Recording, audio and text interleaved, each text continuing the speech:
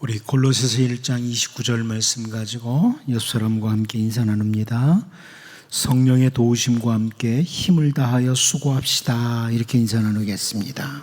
성령의 도우심과 함께 힘을 다하여 수고합시다.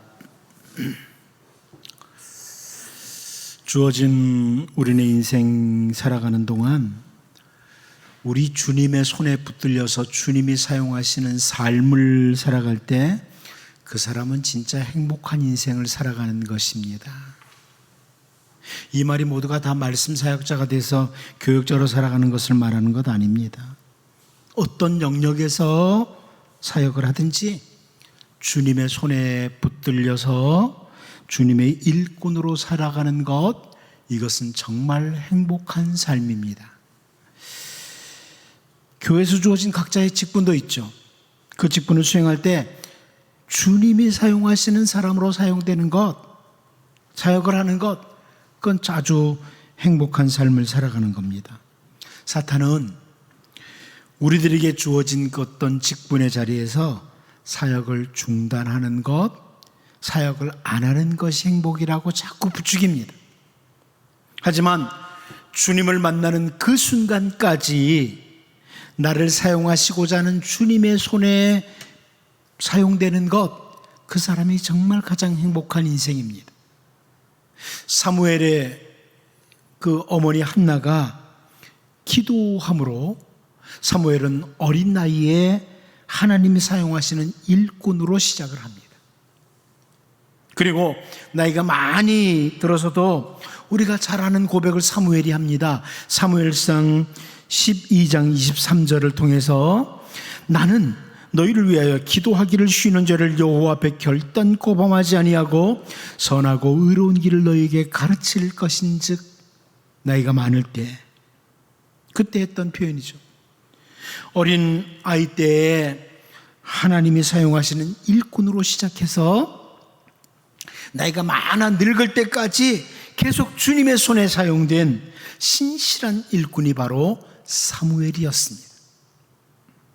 다윗은 들에서 양을 치던 목동이었습니다. 그런데 시편 78편 70절에서 72절을 보면 또 그의 종 다윗을 택하시되 양의 우리에서 취하시며 전양을 지키는 중에서 그들을 이끌어내사 그의 백성인 야곱 그의 소유인 이스라엘을 기르게 하셨더니 이에 그가 그들을 자기 마음에 완전함으로 기르고 그의 손에 능숙함으로 그들을 지도하였도다. 이렇게 말씀하고 있습니다. 주님이 사용하시는 이스라엘의 왕으로 부르심을 받아서 사용된 겁니다. 다윗에게 주어진 하나님의 복이죠. 느헤미야도 마찬가지입니다. 느헤미야 1장 1절을 보면 하갈의 아들 느헤미야의 말이라 아닥사스다 왕 제20년 기슬로월에 내가 수산궁에 있는데 그럽니다. 이 느헤미야는 수산궁에 있었던 사람, 그러니까 페르시아 제국의 수산궁에서 그 왕의 술관원으로 일을 했던 사람이 바로 느헤미야였습니다. 그러니까 세상적인 관점으로 보면 이 느헤미야는 그 자리에서 그에게 주어진 생애를 아주 편안하게 살아갈 수 있었던 그런 위치에 있었습니다. 그런데 하나님께서 느헤미야를 사용하시고자 하심으로 느헤미야 2장 5절 말씀을 보면 왕에게 아뢰되 왕이 만일 좋게 여기시고 종이 왕의 목전에서 은혜를 얻어 싸우면 나를 유다 땅 나의 조상들의 묘실이 있는 성읍에 보내어 그 성을 건축하게 하옵소서 하였는데 그럽니다.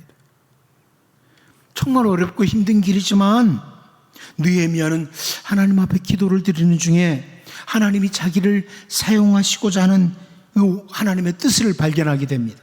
그리고 나를 저 유다 땅 예루살렘에 보내주십시오. 그 예루살렘 성벽들이 다 무너졌는데 그 성벽을 중수하는 일에 제가 사용되기를 원한다고 나를 보내달라고 페르시아 왕에게 요청을 하고 있습니다. 편안한 그런 자기 위치를 포기하고 하나님이 부르신 그 사역을 순종하는 거죠. 여러분, 우리에게 주어진 인생이 그렇게 길지 않습니다. 우리네 인생이 그렇게 길지 않습니다. 그런데 비록 짧은 인생을 산다고 할지라도 언제나 주님의 손으로 사용하는, 주님의 손에 붙들린 주님의 백성으로, 주님의 일꾼으로 살아가는 것은 행복입니다. 이 땅에 사는 동안에 어떤 자리에서든지 주님의 일꾼으로 살아가는 것은 행복입니다. 오늘은 본문을 통해서 유다 말기에 요시야 왕 때 성전에서 율법책을 발견한 후에 주님의 말씀을 따라 나라와 백성들을 새롭게 하라는 그 귀중한 일을 위해서 주님이 사용하시는 사람들, 그 사람들을 보면서 우리 주님이 우리를 사용하실 때, 주님이 우리를 사용하실 때 정말 신실하게 반응하는 주님의 백성, 주님의 일꾼이 되도록 우리를 돌아보는, 우리가 아름다운 하나님의 일꾼으로 우리에게 주어진 생애를 살 수 있도록 우리를 돌아보고 기도하며 달려가는 이런 은혜가 있기를 바랍니다. 첫 번째는 주님이 사용하실 때 우선순위 문제입니다. 우선순위를 어디에 두느냐 하는 문제. 우리 본문 14절을 다시 한번 읽어보도록 하겠습니다. 다시 봅니다. 시작.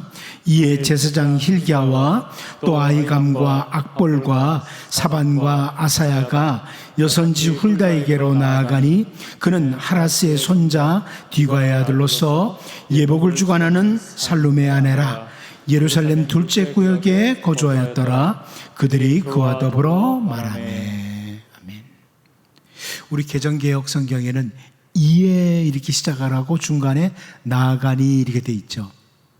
이에 나아가니.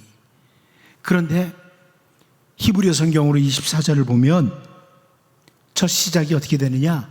그러므로 나갔다. 그래서 나갔다. 이렇게 시작이 돼요. 제사장 힐기야를 비롯해서 여기 요시야 왕으로부터 명령을 받은 사람들이 그냥 한가하게 놀고 있던, 쉬고 있던 사람들이 아니었습니다. 그런데 율법책을 발견한 후에 왕과 백성들이 주님의 말씀을 따라 반응해야 될 삶이 무엇인지 알기 위해서 명령을 받은 후에 지체하지 않고 이에 곧바로 그래서 나갔다. 선지자에게로 갔다. 이 모습을 우리가 본문에서 보는 거예요. 곧바로 나갔다. 주님께서 우리를 사용하시고자 하실 때 우리가 갖춰야 될 분명한 자세예요. 우리 주님이 말씀하시면 곧바로 순종한다. 주님의 뜻이라면 곧바로 순종한다. 이런 거죠.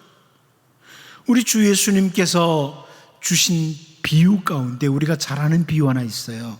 어떤 사람이 큰 잔치를 베풀고 많은 사람들을 이제 초청을 합니다. 그런데 초청을 받은 사람들이 했던 반응 중에 누가복음 14장 19절 20절을 보면요, 이런 반응을 하죠. 또 한 사람은 이르되 나는 소 5겨리를 샀음에 시험하러 가니 청컨대 나를 양해하도록 하라 하고, 또 한 사람은 이르되 나는 장가 들었으니 그러므로 가지 못하겠노라 하는지라. 이렇게 반응을 합니다. 여러분, 이 반응을 보면서 주님이 사용하시겠다고 하시는데 많은 사람들이 취하는 이 태도와 너무나 비슷하다. 현대 그리스도인들과 너무나 비슷하다. 주님이 이렇게 해줄래? 하는데 제가 이런 이유가 있어요. 갖가지 이유를 가지고 주님의 뜻을 수행하기를 거부하는 현대 그리스도인들의 모습이 이 비유에 그대로 담겨져 있는 거예요. 현대 그리스도인들과 너무나 맞는 비유죠. 주님이 원하셔도 근데 제가요 이러면서 말이죠. 그런데 우리가 잘 알다시피 베드로와 안드레를 주님이 부르실 때 마가복음 1장 17절 예수께서 이르시되 나를 따라오라 내가 너희로 사람을 낚는 어부가 되게 하리라 하시니, 예수님이 이렇게 베드로와 안드로를 부르셔요. 그러니까 다음 절이죠. 바로 다음 절 마가복음 1장 18절을 보면 곧 그물을 버려두고 따르니라. 곧 그물을 버려두고 따르니라. 너무나 잘 아는 말씀이잖아요. 이것이 바로 우리 주님이 우리를 나를 사용하시려고자 할 때 자세예요. 주님이 원하시며 주님의 뜻이며 이런 자세죠. 세상에 살아가는 동안에 우리들 각자에게 주어진 나름대로의 직업이 있습니다. 그런데 우리가 너무나 잘 알다시피 그 주어진 직업은 하나님이 주신 이 땅에서의 사명이라는 자세를 가져야 된다. 종교 개혁자들을 통해서 이미 계속 선포됐던 표현들이죠. 이 땅의 직업은 하나님이 주신 사명이다. 이런 자세죠. 그런데 그 주님이 주신 일들, 그것이 직업이든 가정에서든 어디서든 그 일들을 수행할 때 우선순위를 주님께 둬야 된다. 우선순위를, 무슨 일을 하든지 우선순위를 주님께 둬야 된다. 우선순위를 돈에 두면 그것은 직업이 사명이 되지 않는 거죠. 내게 주신 그 자리에서 주님이 나에게 왜 인생을 사는 동안에 이 일을 하면서 살도록 하실까? 주님이 원하시는 뜻이 무엇일까를 잘 발견해야 되는 거예요. 예를 들어 학교 교사를 하는 사람이 있다고 하면 우선순위를 돈에 두는 게 아니에요. 교사하면 월급 나오죠. 근데 우선순위를 돈에 두는 게 아니라 나는 이 교사의 자리에서 다음 세대를 올바로 세우고자 하는 하나님의 뜻을 세운다. 하나님의 뜻을 따른다. 여기에 우선순위를 둬야 되는 거예요. 어떤 직업인지 내 이 직업을 통해서 하나님이 원하시는 건 뭘까? 이걸 잘 발견하는 거죠. 여러분, 예를 들어서 목사가 주어진 이 직무를 수행하면서 내가 이 목사하고선 돈 좀 많이 벌어야지. 여기에 우선순위 두면 목사로서 맞지 않는 거예요. 목사는 하나님의 일꾼으로서 양무리들을 치고 교회를 섬기는 이 일을 우선순위에 둬야 돼요. 구약의 제사장들 수고하고 애렸을 때 먹을 것 이런 것들을 챙겨주도록 하나님이 하셨어요. 그것은 그냥 따라오는 거예요. 그러나 우선순위는 하나님이 맡기신 일을 수행하는 거죠. 그러니까 여러분이 어떤 자리이든 가정에서 주부라고 할지라도 가정에서 역할, 교회에서 역할, 사회에서 역할, 어떤 역할이든지 하나님의 뜻에 우선순위를 두는 거예요. 하나님이 원하는 게 뭐냐? 여러분, 교회에서 수고를 하면서도 내가 여기서 열심히 일을 해주고 사람들에게 인기를 얻어야지, 인기를 우선순위에 두면 잘못된 거죠. 그 우선순위를 주님의 뜻에 두는 거예요. 주님의 뜻에 두는 거예요.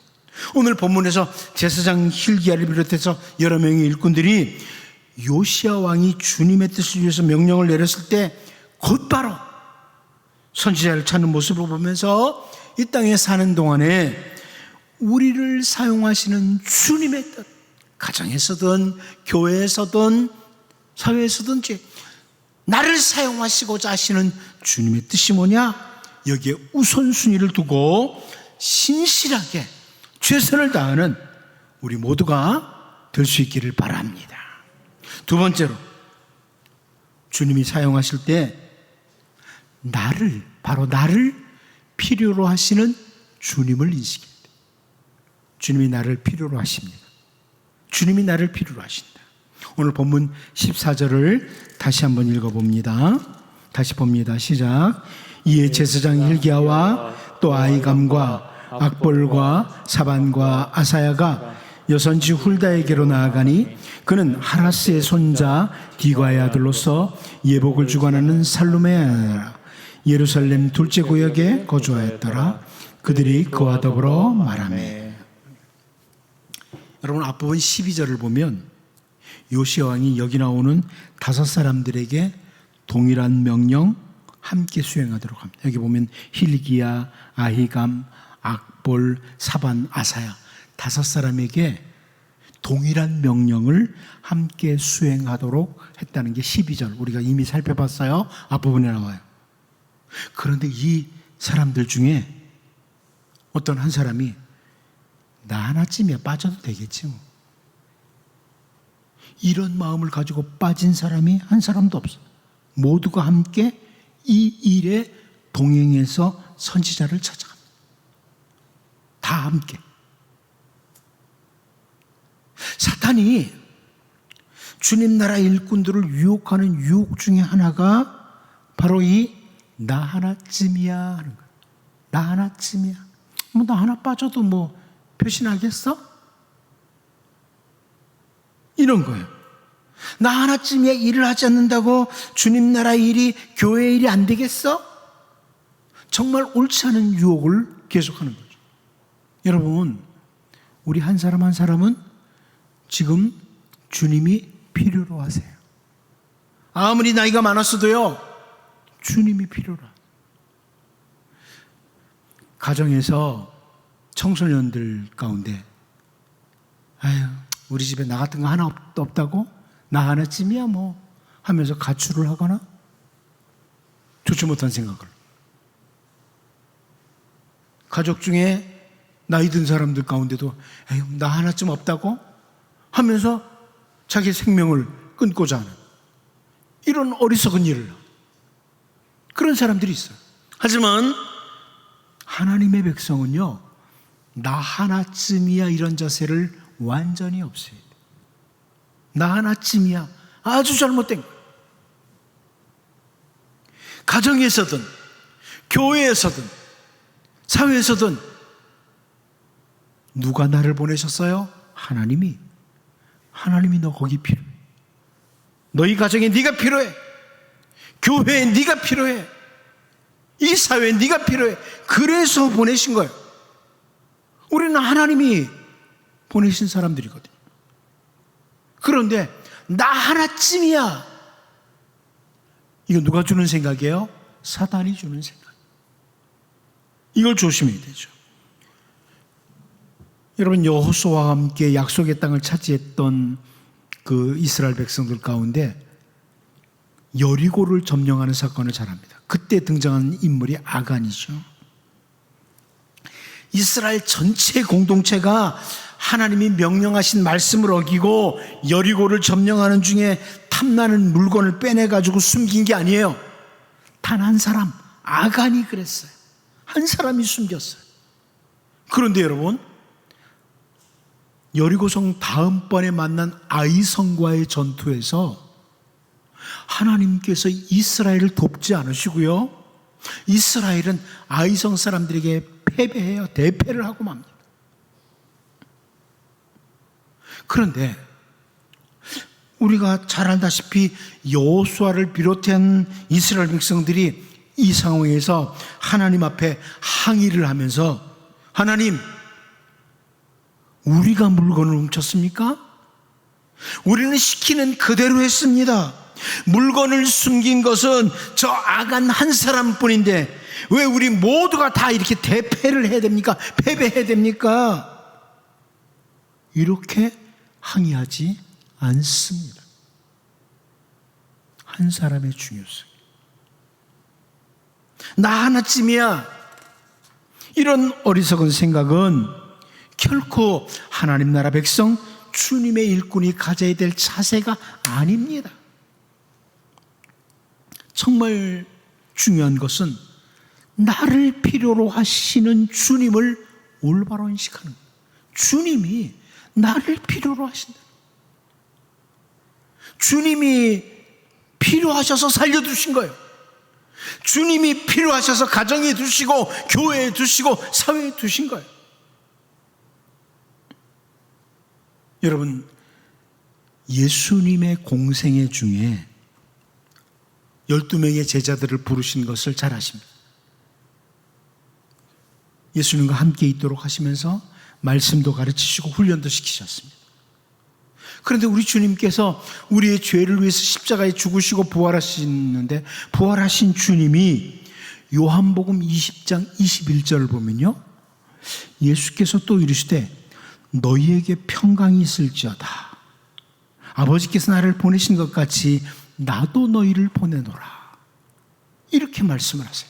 부활하신 주님이 나타나셔서 12명의 그 제자들에게 하신 말씀이에요. 하나님 아버지께서 나를 보내신 것 같이 나도 너희를 보낸다. 나도 너희를 보낸다. 나도 너희를 보낸다. 이 표현, 사도라는 말. 사도라는 말은 보내심을 받았다는 거예요.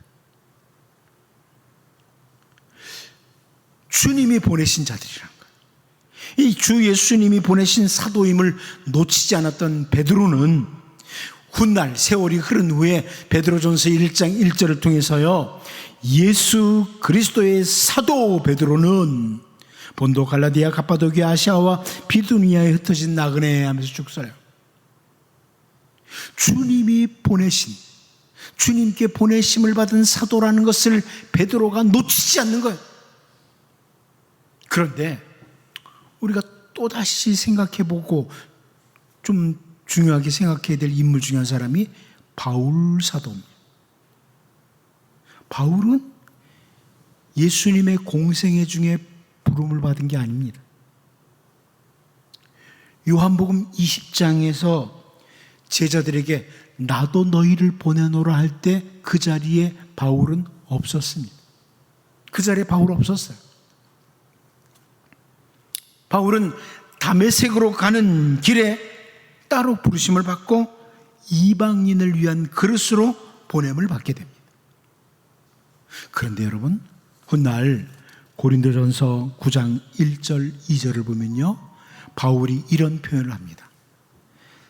내가 자유인이 아니냐? 사도가 아니냐? 예수 우리 주를 보지 못하느냐? 주 안에 생한 나의 일이 너희가 아니냐? 다른 사람에게는 내가 사도가 아닐지라도 너희에게는 사도이니 나의 사도됨을 주 안에서 인친 것이 너희라. 여러분, 왜 이런 표현을 합니까? 바울이? 왜 바울 사도가 이런 표현해요? 고린도 교회에 바울의 사도권을 의심하는 사람들이 많았어요. 바울이 사도야? 예수님이 바울을 보내셨어? 이런 사람들이 있었어요. 그런데 바울 사도는 한 번도 나 하나쯤이야 그러면서 뒤로 빠지지 않았습니다. 사람들이 인정을 하든 안 하든 나 하나쯤이야 하고 빠지지 않습니다. 순교를 당하고 주님 앞에 서는 날까지 끝까지 주님의 뜻을 따라 사용되었던 사도가 바로 우리가 잘 아는 바울 사도입니다.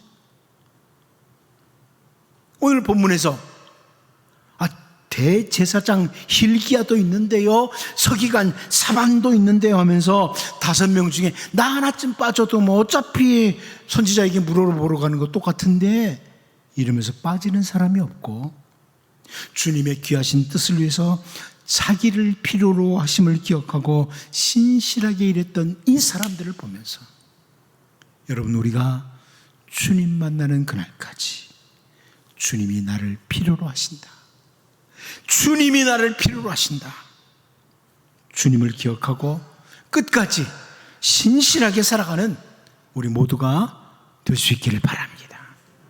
마지막 한 가지 더 봅니다. 주님의 일꾼에 대한 인정입니다. 주님의 일꾼에 대한 인정. 우리 본문 14절 다시 한번 같이 읽어보도록 하겠습니다. 봅니다. 시작. 이에 제사장 힐기야와 또 아이감과 악볼과 사반과 아사야가 여선지 훌다에게로 나아가니 그는 하라스의 손자 디거의 아들로서 예복을 주관하는 살룸의 아내라. 예루살렘 둘째 구역에 거주하였더라. 그들이 그와 더불어 말하매. 여러분, 이 요시야 왕 때에는 특별히 선지자 예레미야가 활동하던 시기, 선지자 스바냐가 활동하던 시기, 여러 명의 유명한 선지자들이 활동하던 시기였습니다. 유명한 선지자들이 있었어요. 그런데 이 훌다라고 하는 여선지자는 예루살렘에 거주하고 있었기 때문에 이 사람들이 예루살렘에서 찾아가기가 아주 쉽죠. 그래서 훌다를 만난 것으로 보입니다. 요즘에는 남편들이 오히려 아내들에게 주눅이 들어서 살아가는 이런 시대가 됐어요. 그런데 성경을 기록할 이 시대는요, 그렇지 않았습니다. 여자는 무시되던 시대였어요. 여자는 무시되던 시대였어요. 당시 대제사장 hil기야를 비롯해서 여기 왕의 명령을 수행하기 위해서 간 이 사람들은 당시에 상당한 힘을 가진 사람들입니다. 그런데 이들은 주님의 일꾼인 여선지자 훌다를 주님의 일꾼으로, 선지자로 인정하는 태도를 계속해서 보여요. 주님의 일꾼으로 인정하는 거예요. 끝까지 계속 그의 말을 청종하는 거죠. 오늘 우리들이 결코 놓쳐서는 안 되는 또 한 가지 부분이에요. 그 노회나 총회 연합회에서 일을 한다는 장로님들 중에 혹은 권사님들 중에 제가 종종 그들에게서 들었던 표현 중에 하나가 미자립 교회나 개척교회 목사들을 무시하는 말들을 아주 쉽게 하는 걸 봤어요. 지난번에 어떤 모임이 있었는데 또 이제 저에게 설교를 하라고 해서 제가 뭐 내가 또 설교를 하느냐, 그렇죠? 미자립 교회 목사님들에게도 설교할 기회를 주라고 이렇게 이야기를 했더니 어떤 한 분이 너무나 쉽게 그거 작은 교회 목사님이 무슨 설교를 합니까? 이렇게 말을 해요. 여러분, 좋은 자세 아닙니다. 주님의 일꾼은 주님의 일꾼으로 인정하는 자세가 아주 중요해요. 아주 중요합니다. 목사뿐이 아니에요. 목사만 중요한 게 아니에요. 여러분, 정말 올바른 주님의 백성들은 모든 주님의 일꾼들을 주님의 일꾼으로 인정하는 삶과 사역을 살아갑니다. 아직 나이가 어린 전도사님이라고 할지라도 혹은 교회학교 교사, 찬양대원, 집사님, 권사님, 장로님, 주님의 일꾼을 주님의 일꾼으로 인정하는 자세, 이게 정말 중요한 거예요. 좋은 교회가 어떤 교회예요? 서로 주님의 일꾼들을 인정해 주는 거예요. 그게 좋은 교회. 서로 인정해 주는 거예요. 오늘 본문에 이 사람들 중에 그 누구도 선지자 예레미야도 있고 선지자 스바냐도 있는데 하필이면 무슨 여선지자 훌다에게 가는 거야? 이렇게 옳지 않은 태도를 가진 사람이 한 사람도 없었어. 바울 사도는 고린도전서 12장 22절 23절을 통해서 이런 말씀을 해줍니다. 여러분 잘 알죠? 그뿐 아니라 더 약하게 보이는 몸의 지체가 도리어 요긴하고 우리가 몸에 덜 귀히 여기는 그것들을 더욱 귀한 것들로 입혀주며 우리의 아름답지 못한 지체는 더욱 아름다운 것을 얻느니라. 오늘 본문에서 제사장 hil기야를 비롯해서 이 사람들이 여선지자 훌다를 찾아가면서 그 여선지자가 말하는 그 하나님의 말씀을 그대로 듣고 받아들이는 이 부분을 보면서 여러분, 우리 주님이 사용하시는 일꾼이라면 가정에서든 교회에서든 세상에서든 주님이 사용하시는 일꾼이라면 모두가 다 귀중하다. 이 자세를 늘 가지고 살아가되 주님의 일꾼을 주님의 일꾼으로 서로 인정하는 우리 모두가 되어서 하나님 기쁨이 되는 하나님의 좋은 일꾼으로 살아가는 우리 모두가 될 수 있기를 바랍니다. 기도합니다. 하나님 아버지, 대제사장 hil기야를 비롯해서 여러 명의 일꾼들이 주님의 뜻을 위해서 명령을 받았을 때 곧바로 선지자를 찾는 모습을 보면서 우리가 우리를 사용하시는 주님의 뜻에 우선순위를 두고 살아가는 신실한 주님의 백성들 되게 하여 주옵소서. 나 하나쯤이야 이렇게 빠지는 사람이 없고 주님의 귀하신 뜻을 위해서 나를 필요로 하시는 주님을 늘 기억하고 주님 만나는 그날까지 끝까지 신실하게 최선을 다하는 주의 종들이 되게 도와주시옵시고, 여선지자 홀다를 찾아가서 하나님 그의 말을 순종하는 것을 보면서 우리 주님이 사용하시는 일꾼은 모두가 다 귀중하다는 자세에 놓치지 않는 주님의 일꾼을 주님의 일꾼으로 인정하는 우리 모든 주의 백성들 되게 하여 주옵소서. 예수님의 이름으로 기도하옵나이다. 아멘.